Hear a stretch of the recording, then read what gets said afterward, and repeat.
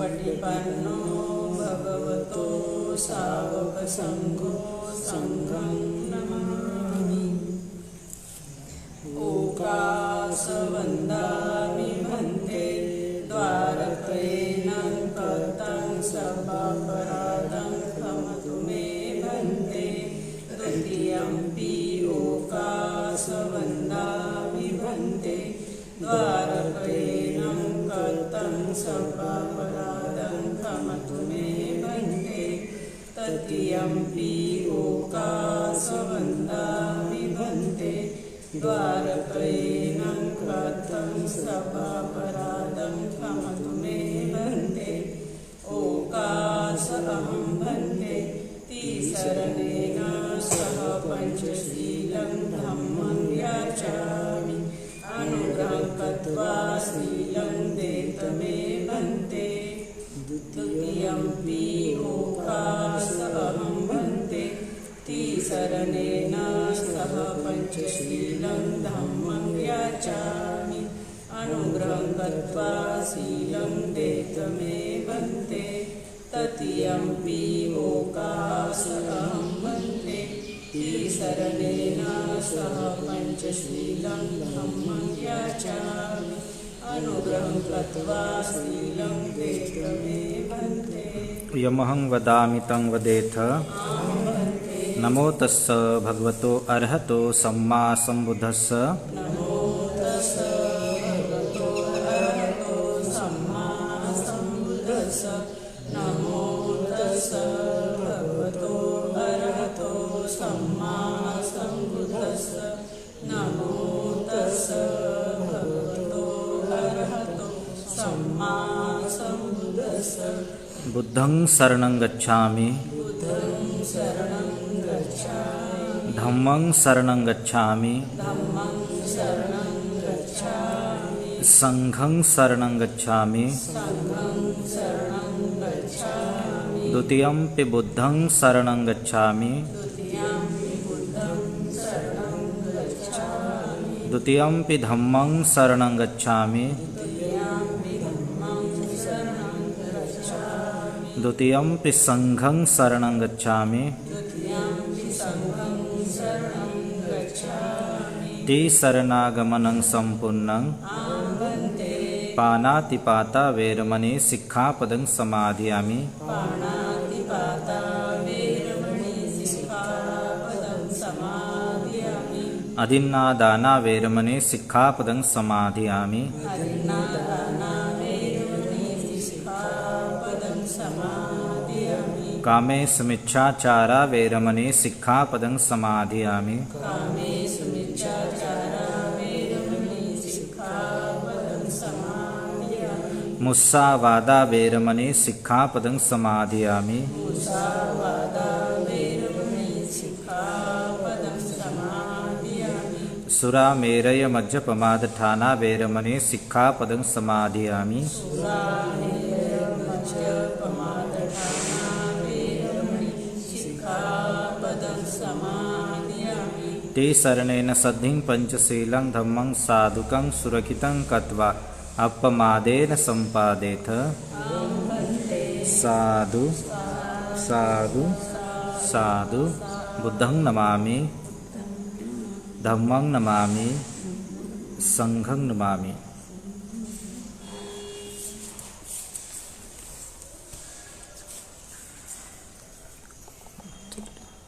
श्रद्धावंत उपासिकांनो, आज आपण विडूडब वस्तू पाहणार आहोत।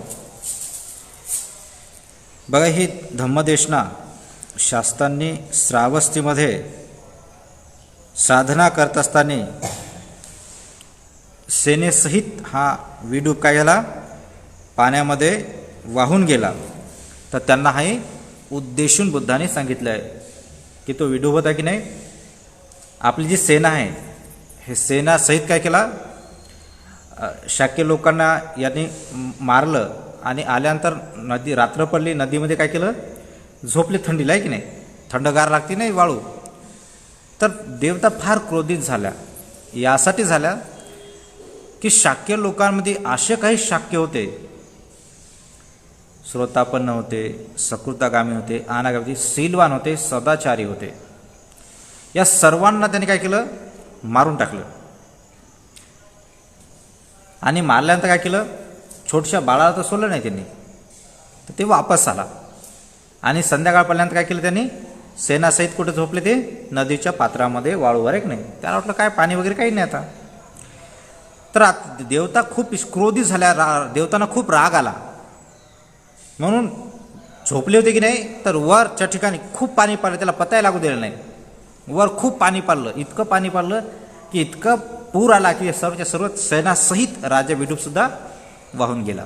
तर त्या का वाहून गेला? मग बुद्धांनी त्यांना उद्देश त्याला समोर करून ही कथाला आरंभ केली सुरुवातीपासून, आहे की नाही. तर श्रावस्तीमध्ये काय, महाकौशल राज यांचा पुत्र, महाकौशल राजा पुत्र कोणता? राजा प्रसेनजित. वैशिली नगराचा लिच्छवी कुमार, त्याचं नाव होतं महाली. तिसरा होता कुशीनाचा जो मल्लराज होता, तर त्याचा पुत्र होता, त्याचं नाव होतं बंधुल. हे तिघं पण काय होते? मित्र होते. आणि प्रसिद्ध तक्षशिलेमध्ये एकाच गुरुकुने या तिघांनी काय केलं? धनुर्विद्या म्हणजे शिकली. तर गेल्यानंतर काय केलं? त्या दोघी परस्पर त्या लोकांनी की नाही वार्तालाप केली आणि त्यांनी जे काही शिकण्यासाठी तक्षशिला होती त्या तिघांनी शिकलं. आणि शिकल्यानंतर काय, तिघही काय केले? सांगितलं आणि आपापल्या ठिकाणी गुरुकुळी जेवढ्या विद्या होत्या त्या विद्या काय केल्या? या तिघांनी शिकल्यात. आणि शिकल्यानंतर काय केलं? आपापल्या राज्यात निघून गेले. तर काय झालं? हे आल्यानंतर बघा, प्रसेनजित राजाने आपल्या पित्याला काय केलं की बा मी शिकून कसं आलो हे काय केलं? प्रदर्शन करून दाखवलं.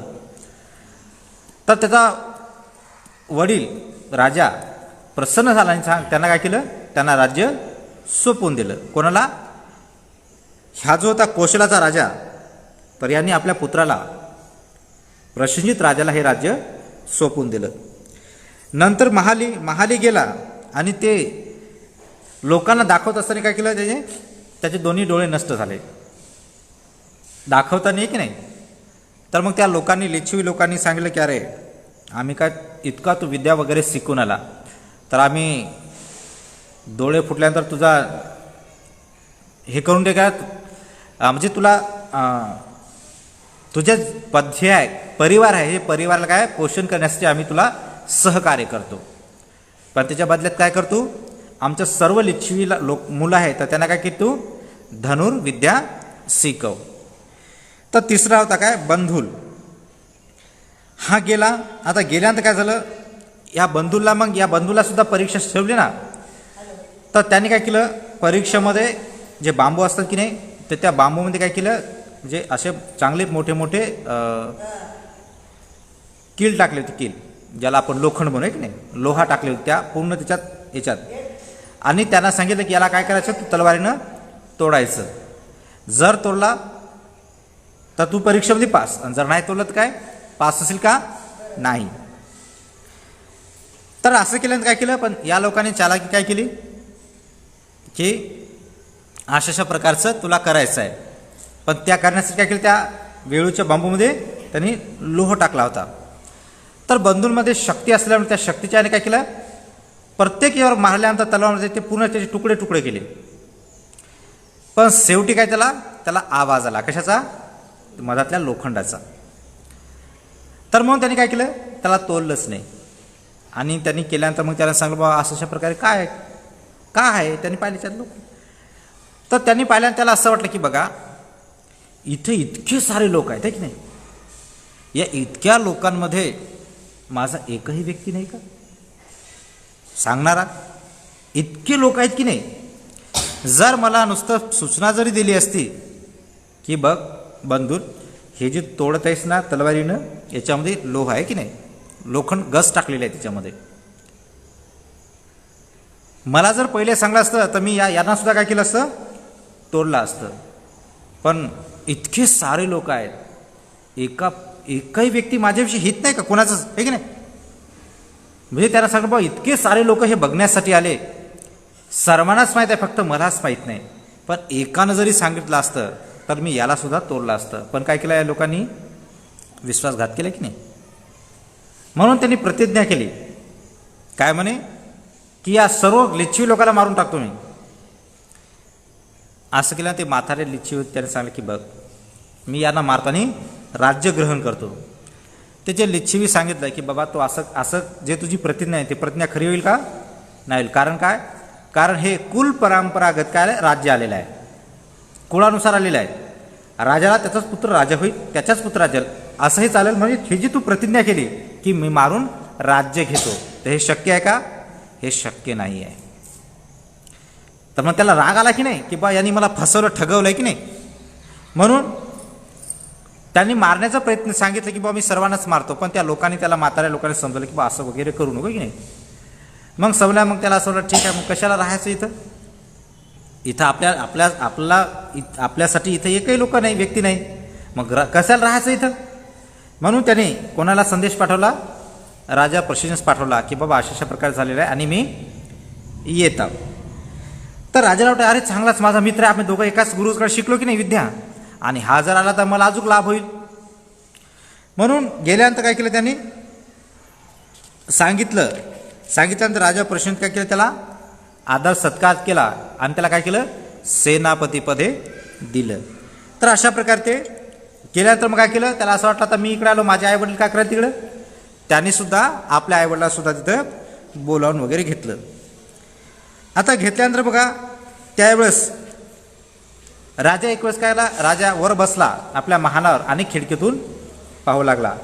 तर पाहू लागला की अरे हे हजारो भिक्षू अनाथ पिंडकाच्या घरी जेवायला चालले, लहान अनापिंड गृहपती आहे त्यांच्या घरी चालले,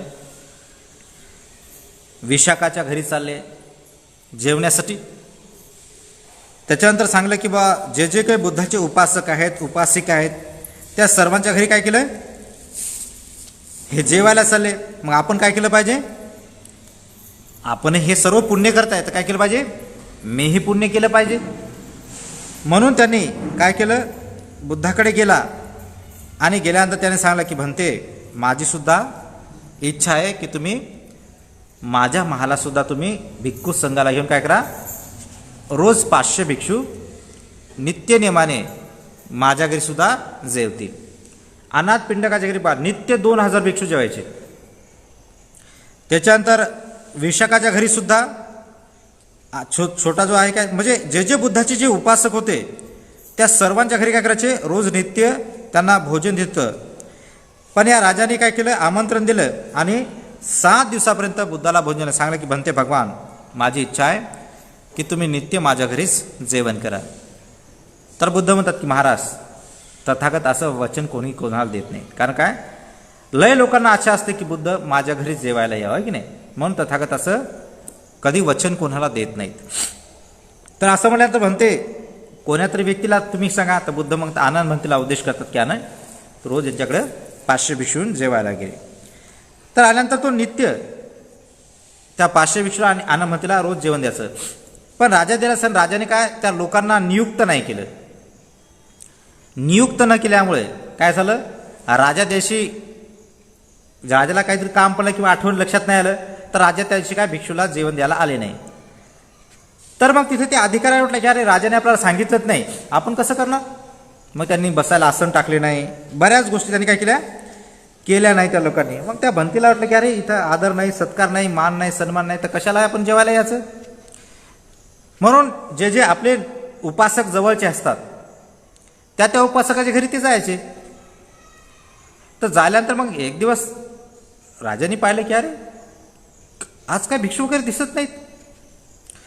मग तो आल्यानंतर पाहिलं की अरे 500 भिक्षूचं जेवण तसं आहे, फक्त आनंद भंतेजीच जेवणासाठी आलेलं आहे. तर त्याला राग आला की इतकं सारं जेवण बनवलं की नाही, आता फेकून द्यायचं काम पडेल की नाही. म्हणून त्यांना भिक्षूविषयी काय केलं, त्याच्यामध्ये राग आला आणि आल्यानंतर तो लगेच गेला. आणि गेल्यानंतर त्यांनी बुद्धाला सांगितलं की भंते भगवान तुम्ही मला 500 भिक्षूविषयी आज्ञा दिली ना, रोज येतील म्हणून. पण भंते भगवान मी या 500 भिक्षूंचं जेवण बनवलं, पण फक्त आज आनंद भंतेजीच आलेले आहेत, बाकी तसंच जेवण आहे की नाही, एकही भिक्षू आले नाही. तसं आल्यानंतर बुद्ध म्हणतात की अरे महाराज, त्या भिक्षूविषयी तुझ्याविषयी आदर मान सन्मान नसेल, त्याच्यामुळेच ते आले नाहीत. तर अशा प्रकारे आल्यानंतर बुद्ध म्हणतात की महाराज, की एखादा जो व्यक्ती आहे तर ते कसं असलं पाहिजे बघा, कोणाच्या घरी गेलं नाही पाहिजे आणि कोणाच्या घरी गेलं पाहिजे. तर बुद्ध म्हणतात बघा, एखादा व्यक्ती आहे की भिक्षू जर गेला नाही, भिक्षू आला तर तो आल्यानंतर लगेच उठला नाही, तर बुद्ध म्हणतात की भिक्षूंनो, त्याच्या घरी पुन्हा जाऊ नका. तुम्ही गेल्यानंतर बसूनच राहते की नाही, भंती आला नाही, उठून उभा राहत नाही, आहे की नाही, हात जोडत नाही. तर बुद्ध म्हणतात अशा घरी जर पाहिलं तुम्ही आणि तो उठलाच नाही, तर बुद्ध म्हणतात की त्याच्याकडे पुन्हा जाऊ नका. हा बुद्धाने एक नियम टाकला.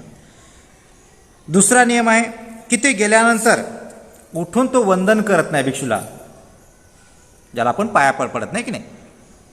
तर असं जर नसेल तर भिक्षूने त्या घरी गेलं नाही पाहिजे.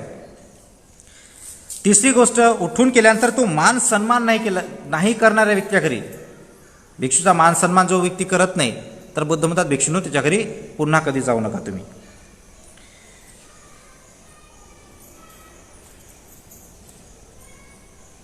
चौथी गोष्ट आहे,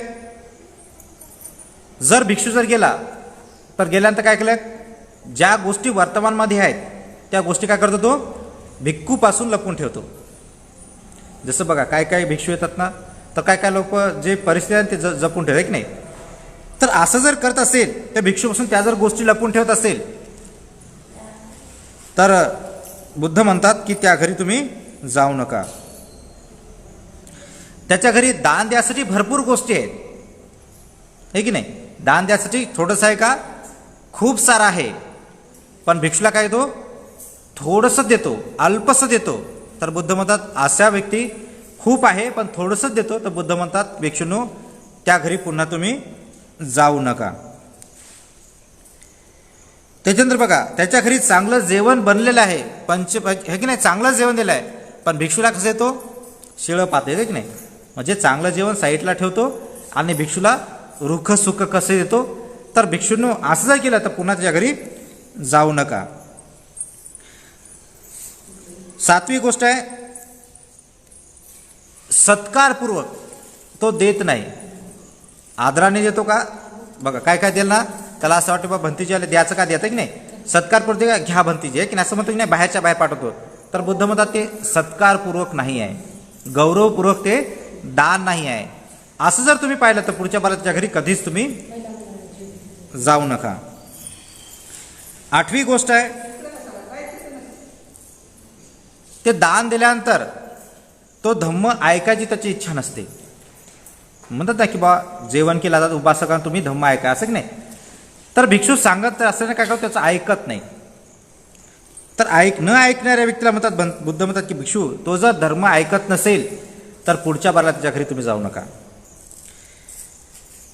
नवी गोष्ट आहे, उपदेश केल्यानंतर त्याच्यावर जर त्याचा विश्वास येत नसेल, अविश्वास प्रकट करत असेल. आता सांगतात की बा दान असं असते, शील असं असते, दानाचा परिणाम असा आहे, शीलाचा परिणाम असा आहे, की भिक्षूने जे उपदेश केला त्या उपदेशाला ते स्वीकार करत नाही, त्याच्याविषयी काय करतो, वाद करायला प्रयत्न करतो, झगडा करायला प्रयत्न करतो. तर बुद्ध म्हणतात की भिक्षूंनो, ह्या 9 गोष्टी कोणामध्ये जर असेल तर त्याच्या घरी जर गेले तर पुन्हा कधी जाऊ नका तुम्ही. तर म्हणून बुद्धाने सांगतात, म्हणून बुद्ध म्हणतात की महाराज, अशा प्रकारे जो व्यक्ती 9 प्रकारचा व्यवहार भिक्खूसोबत करतो, तर महाराज ह्या 9 प्रकारचा व्यवहार केल्यामुळे तो भिक्षू त्यांच्या घरी पुन्हा जात नाही. तर बघा बुद्धाने अजून 9 गोष्टी सांगितल्या की बुद्ध म्हणतात की एखादा व्यक्ती श्रद्धावान आहे तर त्याच्या घरी बघा आल्यानंतर काय करतो, लगेच उठून उभा राहतो, आदर करतो भंतीजीला. त्याच्या घरी बुद्ध म्हणतात एकदा गेलं का वारंवार गेलं पाहिजे, वारंवार गेलं पाहिजे. दुसरी गोष्ट, गेल्यानंतर लगेच भिक्षूला वंदन करते. बुद्ध म्हणतात अशा घरी जर अभिवादन करत असेल तर त्याच्या घरी वारंवार गेलं पाहिजे. गेल्यानंतर बसल्यानंतर लगेच बसायला चांगला आसन देतो, मान सन्मान करतो, त्याच्याकरता बुद्ध म्हणतात वारंवार गेलं पाहिजे. तिथे गेल्यानंतर कोणतीही गोष्ट लपून ठेवत नाही, ते जे आहे ना ते उजागर दाखवते की भंतेजीला बाबा लपून ठेवा आहे की नाही, कोणत्या वस्तू आहे की नाही. तर तो व्यक्ती लपून ठेवत नाही, अशा घरी बुद्ध म्हणतात वारंवार गेलं पाहिजे. त्याच्या घरी जर जास्त असेल तर तो जास्त प्रमाणामध्ये भिक्षूला दान करतो. ते जर चांगलं जेवण पौष्टिक जेवण जेवत असेल, पंचपक्वान जेवत असेल तर ते जेवण सुद्धा तो भिक्षूलाच देतो. अशा घरी वारंवार गेलं पाहिजे. देताना आदरपूर्वक देतो, मानाने सन्मानाने देतो, घ्या काय घ्या असं म्हणत नाही, आदर भाव देतो, प्रसन्न चित्ताने तो दान करतो. दान केल्यानंतर तो भिक्षू समोर उपदेश ऐकण्यासाठी बसतो, शांत चित्ताने तो उपदेश ऐकतो. तर बुद्ध म्हणतात अशा घरी वारंवार गेलं पाहिजे.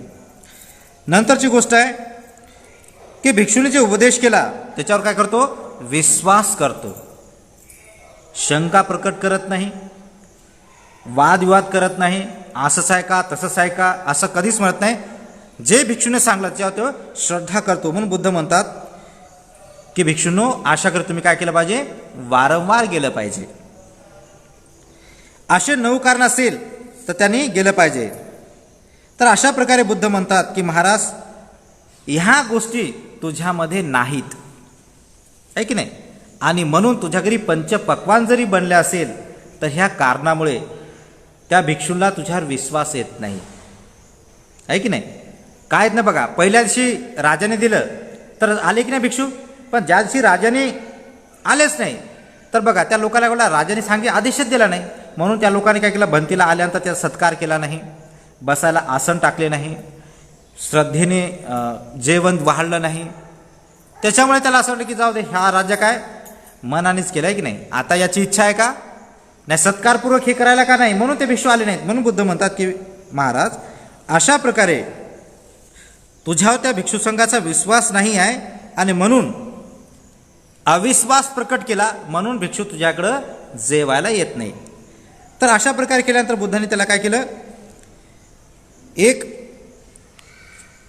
अतीत जन्माची त्यांना काय एक कथा सांगितली. बघा अविश्वासी लोकांसोबत सुद्धा किती जरी देणारा व्यक्ती असेल तरी तिथं काय राहत नाहीत. मग बुद्धाने काय केलं, त्या राजाला काय सांगली, एक अतीतची एक कथा सांगितली. तर बघा असं जर असेल, ह्या 9 गोष्टी आपल्या लोकात आहेत की नाही.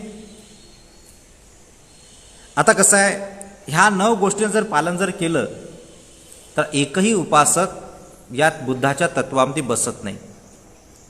9 गोष्टीमध्ये एक तर गोष्ट आहेत की नाही, बऱ्याच गोष्टी आहेत.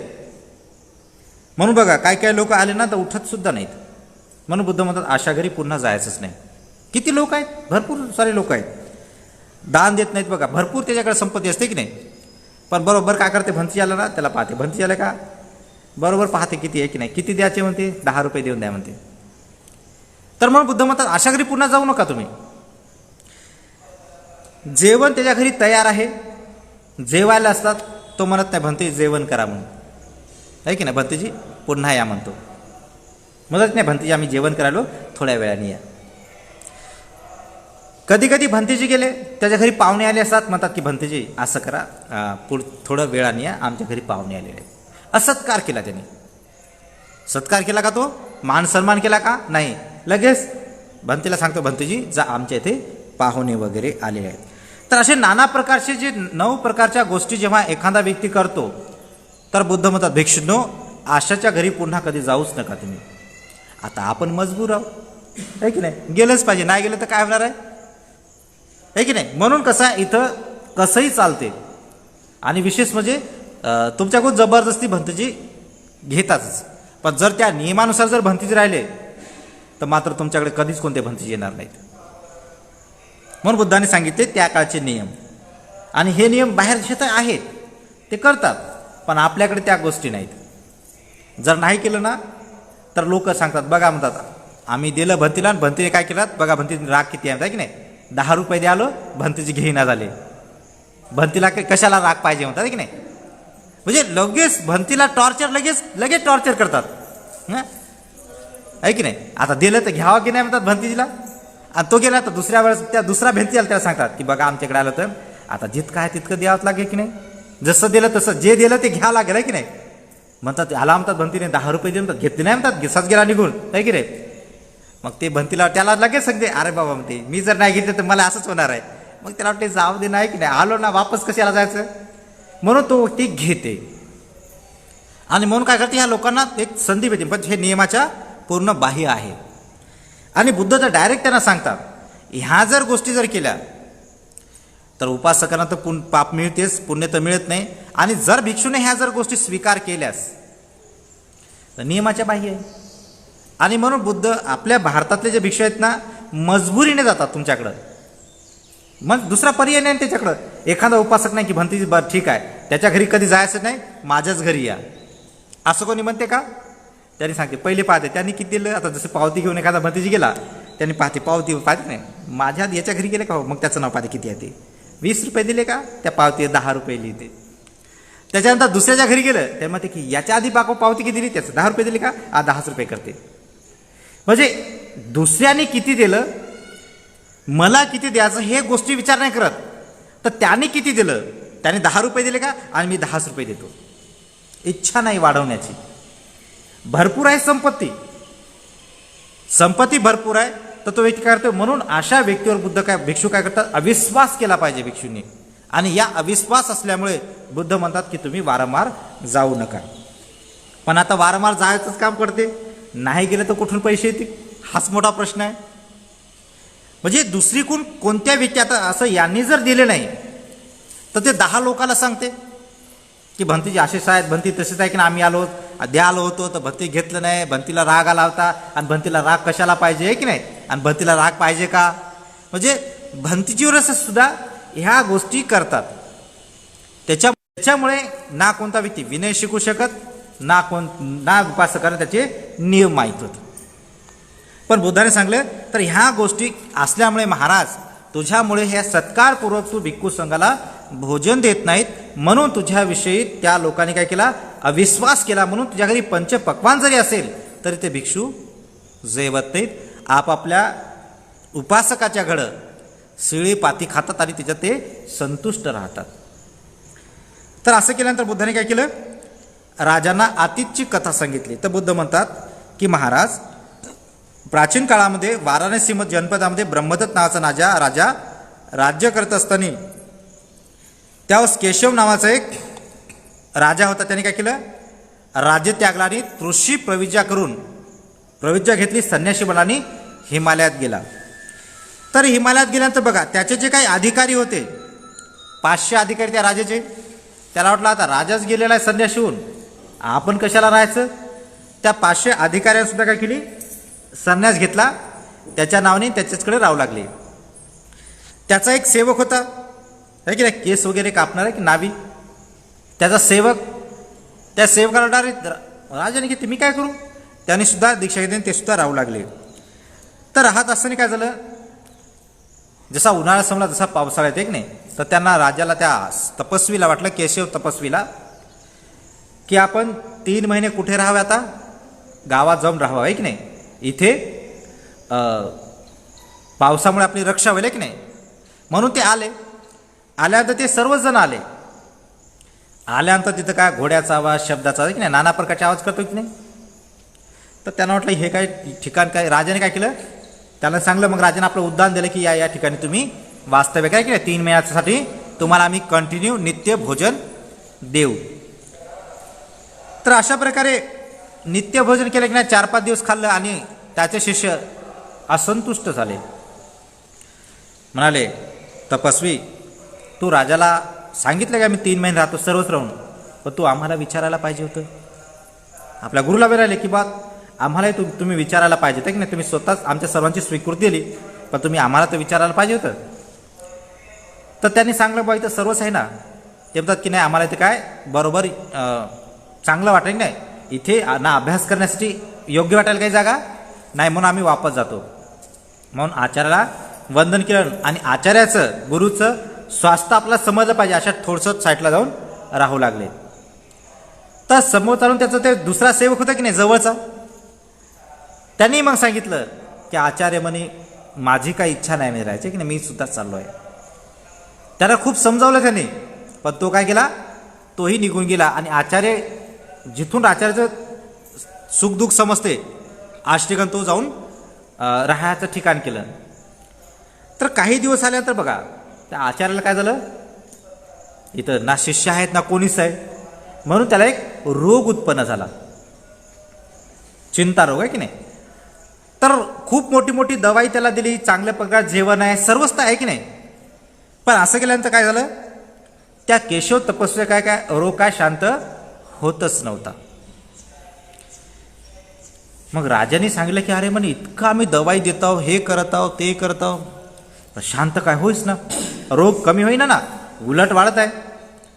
मग या केशव तपस्वीने त्यांना सांगितलं, महाराज तुम्ही माझ्यावर जी दवाई करायला त्या दवाईचा काय असर होईना, व्हायला का, जर तुम्हाला असं वाटलं की मी ठीक व्हावं तर मला कुठे पाठवा, माझ्या शिष्याकडे मला पाठवा. राजालाही वाटलं की बा ठीक आहे, इथं मरण्यापेक्षा म्हणतो ना की बा तिथं गेल्या तर मी ठीक होतो. म्हणून त्यांनी आपल्या पूर्ण सैनिकाला सांगलं की यांना काय करा, सकुशल त्या बाजावर टाकलं खाटवर, ते खाटच उचलून घेऊन गेले. त्याच्या शिष्य होता त्या शिष्याकडे गेलं, त्या प्रत्येक शिष्याला सांगलं की अरे आपले गुरु बिमार पडलेले आहेत, आपल्याला जायचं. जेव्हा आले तर काही दिवसानेच तो तपस्या झाला, त्या बिमारीतून ठीक झाला.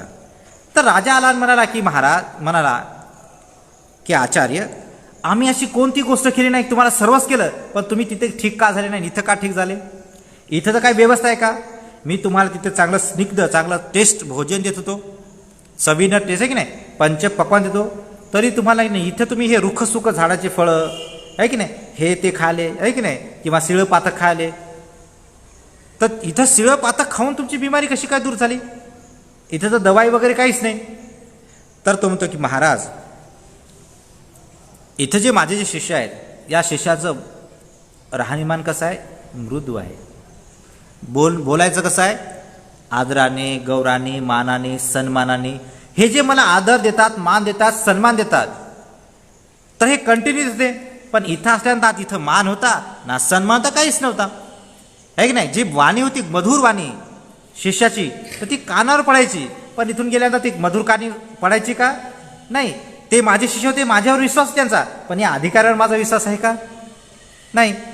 तर म्हणून महाराज इथं आल्यानंतर या लोकांनी जे माझ्यासोबत जे वर्तणूक केलेली आहे तर ती काय प्रेमाने आपुलकीनेच केली आहे की नाही. आणि या गोष्टीमुळे मी लवकर बिमारीतून ठीक झालो, पण तिथे असं होतं का नाही. म्हणून म्हणतात की महाराज हे जे लोक आहेत हे माझे विश्वस्त आहेत, याच्यावर मी विश्वास ठेवतो आहे, पण तुमच्या जे सैनिक होते याच्यावर माझा विश्वास आहे का नाही आहे. म्हणून महाराज मी तिथे किती जरी मला दवाई दिली तर ती दवाई मला कामी लागायची का नाही आहे. जसे बघा काही मुलं असतात की नाही, मुलं असतात ना माता पित्याला सोडून जातात बघा, काही वेळात बातच बिमार पडतात, त्या मुलांची आठवण येते हे येते की नाही, मग लगेच बिमार पडतात, मग लगेच येतात लगे, मग दवाखाना आहे का, दवाखाना की दवाई वगैरे लागते का, त्यांना सांगतात की सांगा म्हणतात किती पैसे लागतात, तिथूनच पाठवतात. त्याच्यामुळे ह्याची जी बिमारी असते ते कोणती असते, त्यांना परिवाराच्या सदस्यांनी चांगलं बोललं पाहिजे, त्यांना राहिलं पाहिजे, त्याच्या जवळपास राहिलं पाहिजे, तर त्या व्यक्तीला बिमारी होत नाही. तर असं नसल्यामुळे तो व्यक्ती काय होतो, बिमार पडतो आणि त्या बिमारीमध्ये तो व्यक्ती निघून जातो. तर म्हणून आपला व्यवहार कसा असला पाहिजे, प्रेमाचा असला पाहिजे, आपुलकीचा असला पाहिजे, आणि तेव्हाच तो व्यक्ती काय त्याच्या घरचं शिळं आजारी असेल तरी ते आपल्याला पंचपक्वानासारखं आपण प्रसन्न चित्ताने ते खातो. पण आपल्याला विश्वासच लोक नाहीत, पण पंचपक्वान आहे तर आपल्याला विश्वास येईल का नाही. अशा प्रकारे हे उपदेश कोणा सांगला की राजा प्रश्नजात मागच्या राजाची केशवची ही कथा सांगितली. असं सांगितल्यानंतर बुद्ध म्हणतात की बघा त्यांनी दिलेलं काय सुमधुर जे होतं जेवण, ते जेवण सुद्धा काय होतं, चांगलं वाटत होतं का ते नाही. तर अशा प्रकारे त्या आश्रमामध्ये बघा ते फूल फळ हे की नाही, पाणी आलं तर खाली पडायचं, पाणी लागायचं की नाही, तरी एवढं असताना सुद्धा काय झालं, तो बिमारीतून ठीक झाला. त्याचा जो पूर्ण वर्ण होता ना, पूर्ण स्वर्ण काय त्याची उत्पन्न झाली.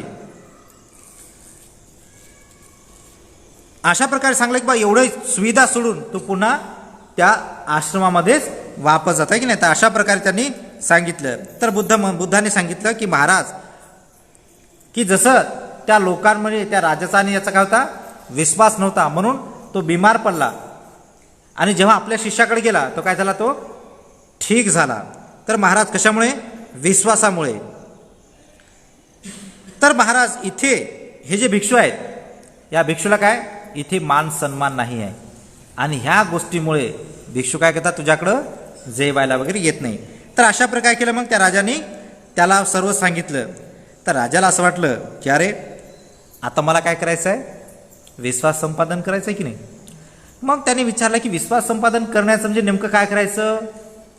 मग त्याला वाटलं की अरे असं करू हे तथागत आहेत की नाही याचे जे रक्ताचे जे नातेवाईक आहे की नाही या रक्ताच्या नातेवाईकाची मुलगी करू लग्न करू त्यासोबत मग तर विश्वास होईल की नाही आपण. असं कोण ठेवलं राजा प्रसेनजितनं ठरवलं की मग जर तथागताच्या कुळातली जर मी मुलगी जर केली लग्न केलं तर सर्व विश्वास होईल की नाही मी. तर त्यासाठी मग ठरवलं त्याने ठीक आहे म्हणाला आणि गेला. त्यांनी दूध पाठवला कुठं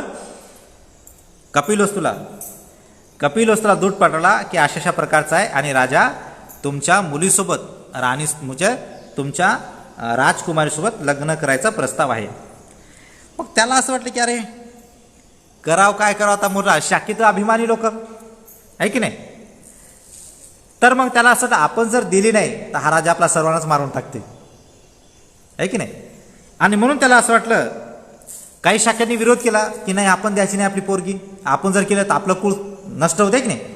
आता बघा काय काय लोक आपल्या याच्या जाती सोडत नाहीत महारच्या आहे की नाही. तू कोण आहेस ते म्हणते मी माझी जाती आहे माझी त्याची आहे की नाही नाना प्रकारच्या जाती सांगत बसतात. पण आपल्याला हे समजत की अरे मी बौद्धामध्ये कोणतीही जात नाही आहे जात नाही पात नाही पंथ नाही काहीच नाही. पण आपले जे लोक आहेत अजून महाराजच्या जाती सोडत नाही रोटी बेटीचा व्यवहार करत नाही. पहिले सांगतात की सांगा म्हणतात बंतेजी लग्न करताय सांगा तुम्ही कोण्या जातीचे म्हणतात सोमसा का लाडो नाही का आंधो नाही का म्हणजे एकूण एकाला देत सुद्धा नाही ते. म्हणजे बघा आपल्या जातीविषयी त्यांच्यामध्ये किती अभिमान आहे. पण आपण समजायला पाहिजे की अरे बा अभिमानाची गोष्ट नाही आपण बौद्ध आहो ना. त्याला असं वाटतं आपण जर केलं तर लोक आपल्याला मान देणार नाहीत सन्मान देणार की नाही. मग तो सोमस असेल तो दारू पिऊन पडला तरी चालेल मी श्रेष्ठ आहो म्हणते आहे की नाही. त्याच्या खाली जे आहे ना ते म्हणते नाही मी त्याच्या आहे नाही. म्हणून आपण आपल्या जातीविषयी या लोकांना इतका गर्व आहे या लोकांना बौद्ध धर्माचं काही घेणं देणं नाही. तो किती दारू पिणारा असला तर चालत नाही म्हणते मी मोठा होतो यापेक्षा आहे की नाही. त्यांनी त्याच्या पोरीला मारून टाकलं तरी चालेल आहे की नाही पण जात सोडायची नाही म्हणतात.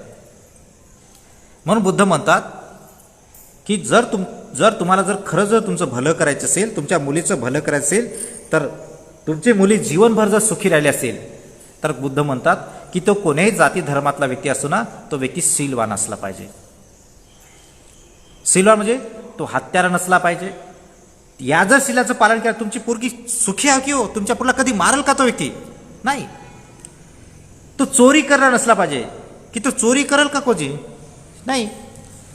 तिसरं व्याभिचारी तो व्याभिचार असला तर काय भांडणं होतील का घरामध्ये नाही. तो खोटा चहाड्या चुगल्या करणारा नसला तर तुमची मुली किती सुखी राहील. तो दारू पिला नसला त्याच्या परिवारामध्ये वाद होतील का हो किती परिवार सुखी आहे. म्हणून बुद्ध म्हणतात की तो कोण्याही जाती धर्मातला का असेना जर तुम्हाला वाटतं की माझ्या मुली मरेपर्यंत सुखाने राहिली पाहिजे तिचं मंगल झालं पाहिजे तिचं कल्याण झालं पाहिजे की नाही तिला संसारामध्ये कोणत्याही प्रकारचे बाधा नाही आले पाहिजे असं जर कोणाला वाटलं तर बुद्ध म्हणतात कोण्या व्यक्तीला तुम्ही द्या तो कोण्याही जाती धर्मातला व्यक्ती असो दिसायला चांगला असो का नसो पण तो शीलवान असला पाहिजे. अशा मुलाला जर तुमची मुलगी जर दिली तर ती जीवनभर सुखी राहील. पण आपण देतो का नाही देत. आजकाल तर लय फॅशन आहे की नाही नोकरी पाहिजे म्हणतात फक्त.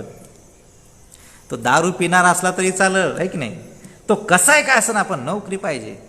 लग्न करताना लयच म्हणतात की नाही झालंच पाहिजे लग्न झालं ना तर सांगतात की भंतेजी असं असं आहे मग जे घराने सांगतात अरे बाबा तुला पहिले सुचलं नाही का म्हणतात भंतेजी या नोकरीवाल्याला देऊन फसलो काय झालं अहो भंतेजी काय नुसती दिवसभर दारू पितो माझ्या मुलीलाच मारतात म्हणून आणली मुलगी मी इकडं मी बरं केलं. तर ह्या गोष्टी व्हायला ना तुम्ही कसालं लग्न केलं तर मुलगी म्हणते की नाही, मी तुझ्या आईवडिलाच्या घरी राहत नाही, आपण वेगळं राहू. म्हणजे गेलं आईवडिलांनी लहानपणापासून पोचले, ते गेलं की लहानाचं मोठं केलं, खाऊ पिऊ घातलं, नोकरीला लावलं, आता हे केलं, आता पोराच्या भरोश्यावर जगायचं आहे. तर सूनबाई म्हणते की नाही मला राहायचं नाही, आहे की नाही, नाही तर चाललो मी आईबाबाच्या घरी. मजबुरीने जाते. नाहीतर मग चालले जे झगडे सुनांचे सासूचे, आहे की नाही, त्याच्यामध्ये मारामारी आहे की नाही. त्याच्यामध्ये बघा रोजच्या पेपरला बातम्या येतात, हिनं असंच केलं, याने हुंड्या पायी छळलं. मग आता काही ना काही बोलतातच. काय काय लोक करतात आहे बरं, हे की नाही. मुलगी केली ना तर लय म्हणतात, आहे की नाही, काय नाही म्हणतात, काय हुंडा मिंडा पाहिजे नाही म्हणतात, आहे की नाही. लग्न झालं की म्हणतात तुझ्या घरून पैसे आण, हेच दिलेलं आहे त्या बापानं. मला ते गाडी देतो, गाडी दिली नाही, चल गाडी घेऊन ये. मला म्हटलं की 4 व्हीलर देतो, कोटा 4 व्हीलर आहे की नाही. मला म्हणला सोन्याचा गोप देतो, गोपही नाही दिला. असंच जावं तसंच आहे की नाही. चाललंय मग त्याला सांगते जा घेऊन ये. तिला ते टॉर्चर करतात. आणि नाही जर केलं ना मग काय करतात, तिला मारतात. मग जर केलंच नाही मग तिला जाळून टाकतात. तिला वाटते ठीक आहे ती याकून नाही पडल्या, मग दुसरी याकून. मग दुसरे म्हणतात की बाई ती सून चांगली नाही की नाही, म्या जर मुलगी केली असती ना तर हे दिलं असतं बरं. म्हणजे बघा भांडणं लावायचं एक नंबर आहे की नाही.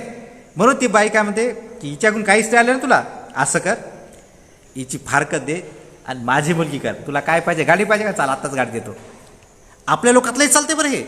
मग काय नाही ते पोर काय करते, एक तिला मारून टाकते ना तर रॉकेट लावून फुकून देते. काय 4-5 दिवस जेलात राहिलं, महिना राहिलं की तीच पोरगी लग्न करून घेते. म्हणजे आपण आपल्यामध्ये काय मैत्री भावना नाही लोकांविषयी. आणि स्त्रीलाचा तर पत्ताच नाही बिलकुल. काय माहीत आहे, आता लग्नाला येतात ना भंतीला वंदन करायचं माहीत नाही, की वंदामी सुद्धा म्हणायचं माहीत नाही. काय काय संसाराने धार्मिकपणे जीवन केले. तर म्हणून बुद्ध म्हणतात की जर खरंच जर तुमचा मुलगा असो किंवा मुलगी असो, तुमच्या आता बघा आपल्याला काय वाटते, तुम्हाला असं वाटते की आमची सून खूप चांगली असली पाहिजे. म्हणतात ना कशी आहे पोरगी, पोरगीलाही चांगली आहे म्हणतो. मग तुम्हाला माहित नाही काय ती पोरगी चांगली आहे, मग आपला पोरगा चांगला आहे का. आपण जे पोरगी चांगली पाहिलो तेही लोक म्हणतील ना की बा पोरगा कसा आहे.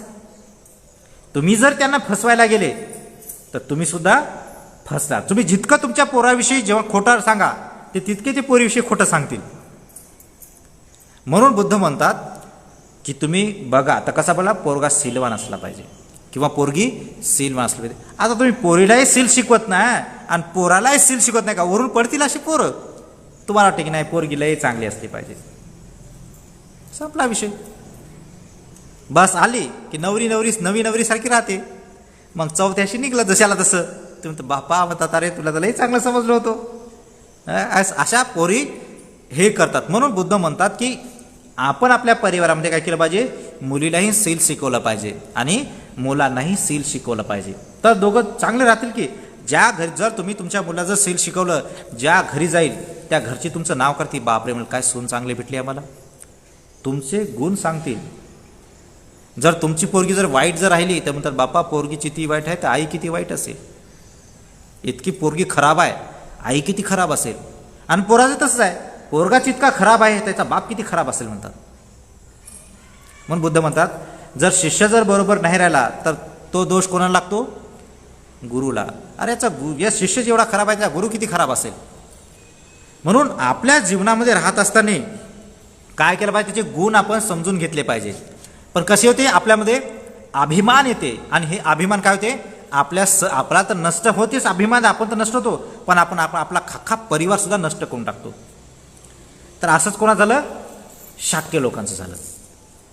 मग त्या लोकांना ठरवलं की नाही द्यायचीच नाही, हे की नाही. आपण राजाला द्यायची का, द्यायची नाही. पण बाकीचे लोक म्हणजे अरे जर दिलं नाही तर तो मारून टाकेल, युद्ध करेल आपल्याला.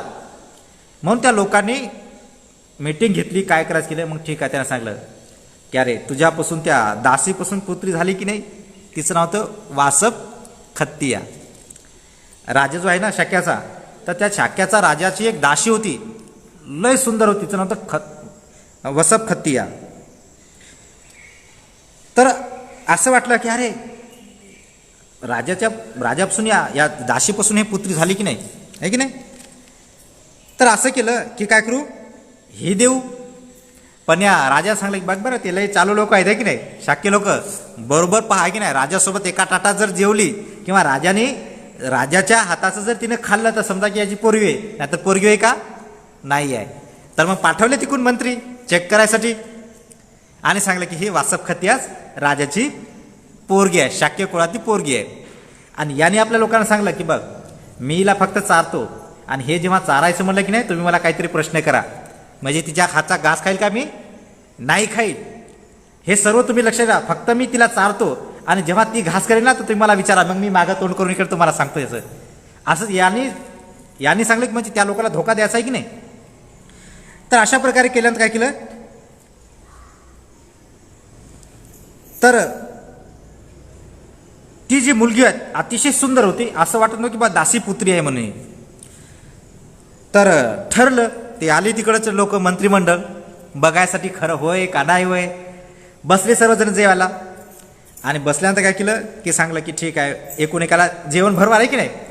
तर त्या राजाने काय केलं वासप खतियाला जेवण दिलं आणि दिल्यानंतर तिला सांगलं तू पटपट खाया, तू काही मला चारायचं काय हे करू नको की नाही, फक्त हातात घास धर आहे की नाही चाऱ्यासारखं. पण मी काय करतो बोलतो. आले ते आल्यानंतर त्यानं सांगलं ठीक आहे कोण आहे महाराज. त्यानं सांगलं ही माझी पोरगी आहे, हिचं नाव वासप खतिया आहे आणि माझीच पोरगी आहे. ठीक आहे ना. मग जेवायचा प्रसंग आला तर जेव्हा ती त्या मुलीला चारायचा, पण जेव्हा मुलीचा घास आला तर सांगायचं महाराज असं असं प्रकार झालं होतं, महाराज तसं असं झालं होतं. तिच्या हातातला हातातच पूर्ण ते प्लेटमध्ये संपलं आणि लगेच हात धुतला लगेच मला असं आहे का ठीक आहे उठला. त्या लोकांना लक्षातच नाही असं. तिला वाटते राजाने चारलं बाबा तिला, मग 100% त्याचं लक्षच नाही, म्हणजे ते चारूच दिलं नाही राजाने. असं केल्यानंतर मग त्याला सांगलं महाराज त्याचीच पोरगी आहे. असं करत असताना काय केलं मग ते लग्न वगैरे केलं आणि लग्न केल्यानंतर काय झालं ती जेव्हा आल्यानंतर राजाचं प्रशंजीचं तिचं वासप खतियाचं लग्न वगैरे लावून दिलं. आता लावून दिल्यानंतर काय झालं समोर चालून काय झालं त्याला एक पुत्र झाला. पुत्र झाल्यानंतर बघा त्याचं नाव ठेवायचं गोष्ट आली. तर नाव ठेवायचं की नाही तर त्याने सांगितलं आपल्या आजा वगैरे असते की काय नाव ठेवायचं की नाही. तर तिने सांगलं की काय केलं की काय नाव ठेवायचं अतिवल्लभ. काय ठेवायचं अतिवल्लभ आहे असं ठेवायचं म्हणलं की नाही. अतिप्रिय वल्लभ हे शब्द काय सांगलं वल्लभ ठेवायचं नाव काय ठेवा वल्लभ. तर ते ऐकणार कसं ती बहिरी होती, तिला असं वाटलं की विडूडब का ते म्हणे हो. तिने काय सांगलं वल्लभ ठेवायचं नाव. काय ठेवलं वल्लभ. या बाळाचं काय ठेवायचं नाव वल्लभ ठेवायचं. त्या बहिऱ्या व्यक्तीने काय केलं ऐकण्यात काय आलं विडूडब. हां ठीक आहे. मग त्याचं नाव ठेवलं अभिषेक केला आणि काय केलं त्याचं नाव ठेवलं विडब. आता समोर गेला. आता 16 वर्षाचा झाला ना त्याला सेनापती पद दिलं. मग त्याचे सांगायचे अरे तुझा मामा नाही हे नाही ते नाही की नाही आमचे मामा आहे ते आहेत. मग तिने सांगितलं आपल्या आईला की अरे माझा मामा कोण नाही हे की नाही माझे नातेवाईक कुठं आहेत तुझ्या घरचे नातेवाईक कुठं आहेत. तिने काय सांगायचा प्रयास केला का तिला वाटलं भांडं फुटलं आपलं आहे की नाही दासिया म्हणून. पुन्हा वारंवार त्यांनी सांगितलं की माझा मामा कोण आहे की नाही तुझ्या वडिलाचं काय आहे तुझा वडील कुठचा आहे की नाही. लय वेळ सांगितलं. मग काय केलं आता लय वेळ सांगला तर सांगावं तर लागेल की नाही. मग त्या सांग तू काय साधा नाहीस तू कोणाचा वेळ शाक्य त्या राजाचा पोरगा आहेस तू आहे की नाही. तुझा काय आहे मी कोणाची पुत्री आहो शाक्याची पुत्री आहो मी आहे की नाही. शाक्य जो राजा आहे तर त्याची पुत्री आहो महानामची पोरगी आहो मी. महानाम जे शाक्याचा राजा आहे त्या राजाची मी पुत्री आहो. त्या पुत्राच म्हणजे तुझा मामा महानाम आहे शाक्याचा राजा आहे. मग त्याला असं वाटलं ठीक आहे मग मी माझ्या मामाच्या घरून जाऊन येतो. असं केलं मग तिने एक चिठ्ठी वगैरे पाठवली की बघा बरं अशा प्रकारचं आहे की नाही याला समजू नका की हे दासीपुत्र आहे की नाही. म्हणजे मी दासी आहे की नाही आणि माझ्या समोर हे दासीपुत्र तू दासीपुत्र आहे की नाही हे समजू नका दाखवू नका. आधी तिने पत्र व्यवहार त्यांना केला. आता सेनापती आहे ना एवढा मोठा कौशल राजाचा पश्चिम राजाचा पुत्र. आता त्यावेळेस काय झाले मोठे शाखे आहेत ना काही कारणामेंट ते बाहेरगावी निघून गेले आणि त्या बारक्या पोराला सांगलं की बा तुम्ही तिथं आला पण येणार आहे की नाही. म्हणजे पूर्ण प्लॅनिंग बनवली. मग आल्यानंतर मग त्याने शाहे केलं ते केलं. एकही मोठा शक्य नाही आहे की नाही वंदन करायसाठी कारण दासी पुत्र आहे ना कोण वंदन करली म्हणून कोणीच नाही. म्हणून सर्व मोठे जे हे होते लोक शाक्य लोक ते सर्व बाहेर गेले आणि आपल्या लहान पोराला त्याच्या वंदनासाठी त्याचा सत्कारा मान सन्मानासाठी पाठवलं. इतके दिवस राहिले आणि मग काय केलं, त्याला वाजवत गाजवत पाठवलं.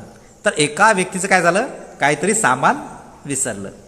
तर त्यावेळेस ते लोक चर्चा करते की अरे म्हणे हे दासीपुत्र या सीटवर बसला तर नाही, याला काय करा तुम्ही पाणीने धुवा, हे की नाही, अपवित्र आहे की नाही, दासी आहे ना, या उच्च असणार कोण आहे, दासीचा पुत्र, आणि काय करा हे पाण्याने वगैरे धुवून वगैरे घ्या.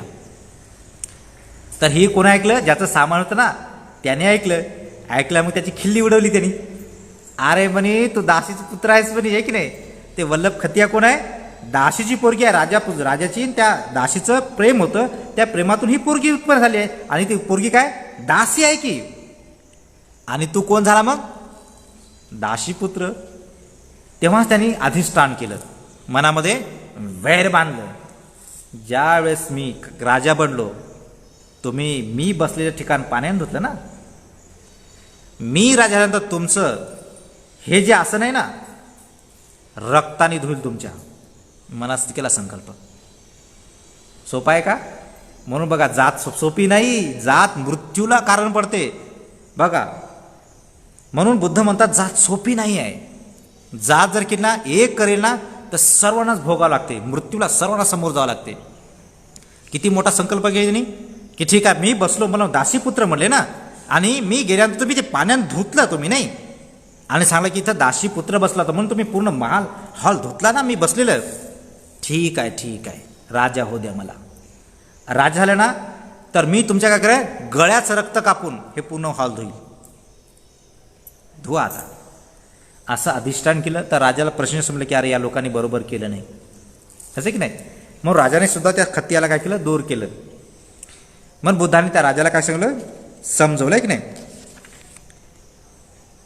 तर अशा प्रकारे त्यांनी काय केलं, मनामध्ये द्वेष वगैरे केला. तर याच्या समोरचा जो भाग आहे, कशा प्रकारे काय काय समोर होते, तर ते आपण उद्याच्या भागामध्ये बघूया. म्हणून तुम्हाला समोर ते थांबतो. तुमच्या सर्वांचं मंगल हो.